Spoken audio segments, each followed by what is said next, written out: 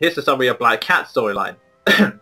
Black Cat is a story about sweepers, which is basically slang for bounty hunters, that basically go from day-to-day collecting bounties on certain criminals. The main sweeper we're focusing on is Trade, a former assassin who used to go under the nickname Black Cat when he worked for the sinister yet surprisingly legit government organisation known as Kronos. Then there's Sven, a former bureau investigator with a mysterious power to predict the future with his eye, and they are later joined by Eve, a girl with nanotechnology who can transform parts of her body at will. Their life is hectic enough, but it then gets turned upside down when an old enemy of Trade's, Creed, suddenly decides that he and his small group, the Apostle of the Stars, are going to launch a small-scale revolution and take over the world, because, you know, that's a pretty simple thing to do and all, and he wants Trade to be by his side, which Trade isn't too happy about because there's a slight little complication that Creed killed one of Trade's best friends a long time ago. Yeah, that's a bit of a complication, isn't it? Yeah, to say the least. So, the entire story is basically Trade's attempts to take down Creed and save the day. Sounds simple enough, but from the basic summary, it probably works. Yeah, it kind of does actually. It's sort of, I kind of vaguely mentioned this in the Skies of Arcadia review, that I'm perfectly fine with a plot being cliched or stuck as long as A, it's executed well, and B, the characters are entertaining to watch, and thankfully Black Cat matches both of those. It's basically everything you'd expect from a shonen series is in there. Large cast of characters, check. Epic fights, check. Characters with improbable levels of skill, check. Yeah, this is true, Trade never actually misses a shot in the entirety of the series, that's not once.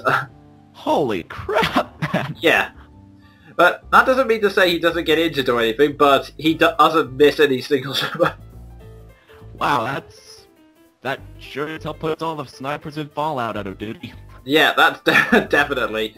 But yeah, all of the characters are pretty fun to watch, and it's also kind of one of the reasons why, you may also know that Black Cat is an anime. I strongly suggest you read the manga instead of the anime, because the anime, for some reason, decided to be overly dramatic and emotional, which meant that Trade kind of got reworked into an angster, which is kind of like Sasuke in terms of personality, but that is honestly not what Trade's like in the manga. He's decided that he basically just wants to live life to the fullest and have fun doing it, so he's happy he's kept there free, really cocky with himself and all his...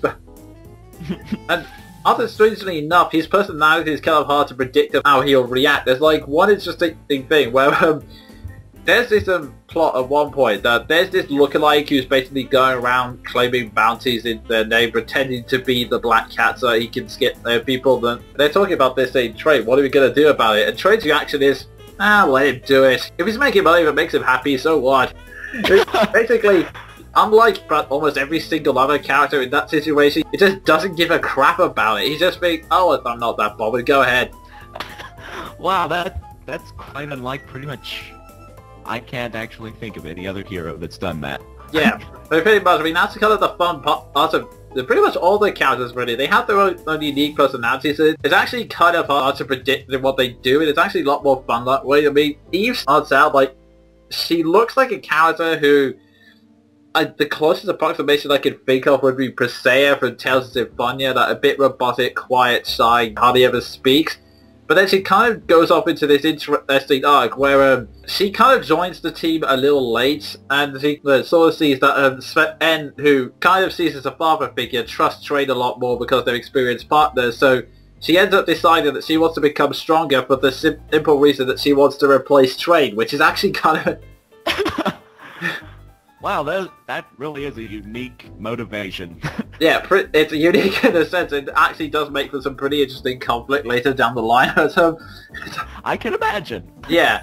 And yeah, the series is pretty cool, and it's also lighthearted and a bit neat, so it's pretty fun, and like a lot of shonen series, there's characters with interesting powers, so the fights are pretty interesting. The only thing I could sort of really say is a criticism. The only thing I can kind of mention as a vague criticism is that, like a lot of shonen series, that a lot of characters get introduced, but they often don't get the chance to shine. Most of the time there are a lot of characters who either their crowning moments or their moments be awesome either involves them getting beaten up or just being seen on panels. Oh, it's, yeah, one of those instances. Loads and loads of characters. Can't have screen time for all of them. Yeah, that's the unfortunate problem. But yeah, Black Cat is a pretty good series, and in fact, I'll just have to say, after reading Naruto and then reading this over Christmas, Kentaro Yabuki, who is the mangaka of this, definitely knows how to write a story better than Kishimoto, although as we've discussed, it's not hard. Yeah, it's not a compliment, believe me. Yeah, but still, if you like light-hearted action comedies, then it's definitely a series worth checking out. I wouldn't say it's perfect. Like I said before, a lot of the plot points are standard, even if the characters are not, and some of the dialogue is a bit simplistic, but it works. It's executed well, it all works, so yeah, it's not the greatest thing in the world, but it's definitely entertaining to read, I will say that. I might have to check that out. I'd probably recommend it. Okay, that's it on my manga section. I'll search out for a new series, and if not, I'll just report on anything else in my other manga collection. But now that that's done, we have to turn to the second of the big two, Bleach. You know what? I can sum up everything that's happened with one word. Chad. That's all. Except for that really convoluted plot point where apparently everything in existence has a soul and there are people who can take souls out of everything.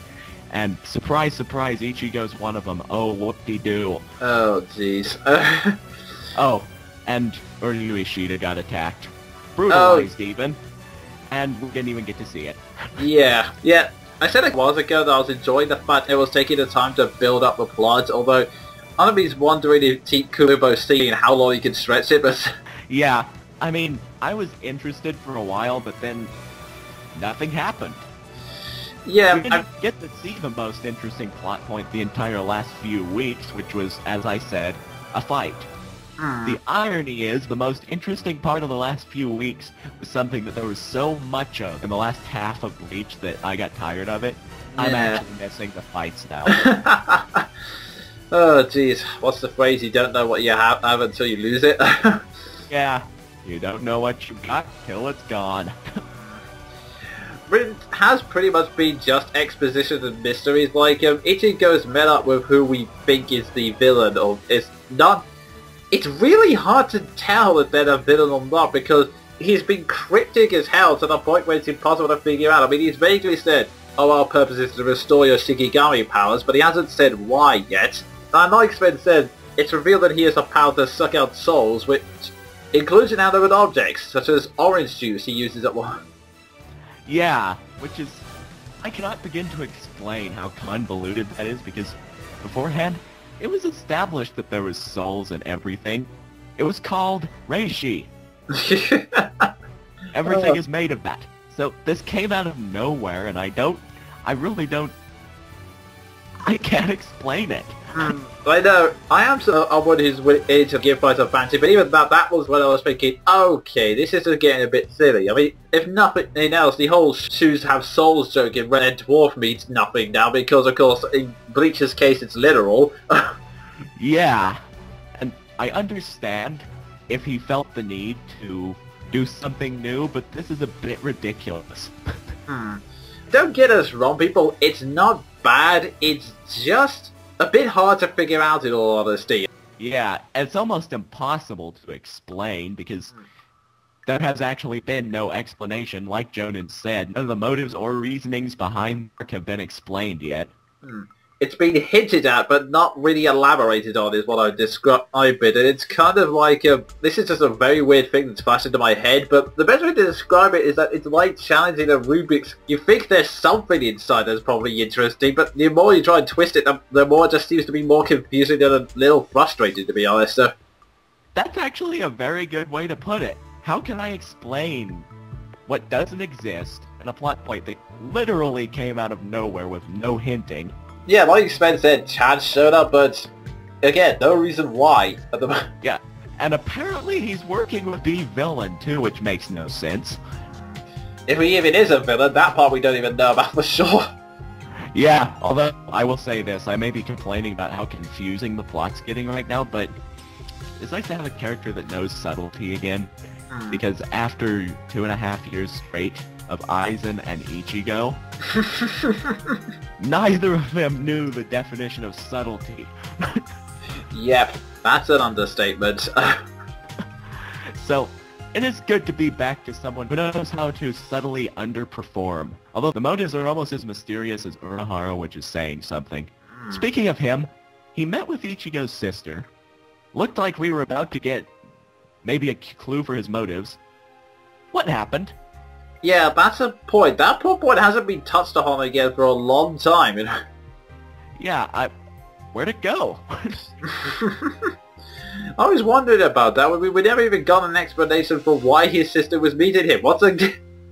Yeah, it just walked off the face of the earth suddenly. But then again, this is Tite Kubo. He tends to forget the most obvious plot points, I find. I noticed a lot in the whole Arankar saga. But then again, with all that fighting, not even I can keep track of all the plot points. Yeah, so many laying on at once. Yeah. That's basically the summary. It doesn't make much sense. Nothing's really happened, and yet it's still better than Naruto. Go figure. And leaving on that note of Naruto bashing, which we're getting pretty good at this stage. It's becoming something of an art. Although, one does wonder if you can actually make art out of an easy target. But anyway, I guess that's the end of the manga section, and that's the end of this month's Monkey broadcast. Oh yeah, if you have any feedback, questions, or your own opinions, then feel free to post in the comment section. Until next month, that was me, the Jonin Monkey. And me, Sven the Crusader. Insert witty one-liner, I can't think of anything after all my ranting.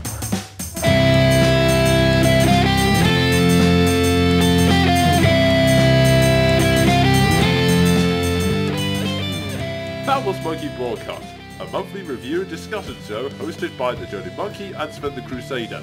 If you feel that you've been the subject of slander or that your copyright has been misused, please PM me and I'll try and get round to fixing it as soon as possible. We also welcome any comments, be it feedback or your own viewpoints on any of the things we've discussed. Until next month, have fun kids!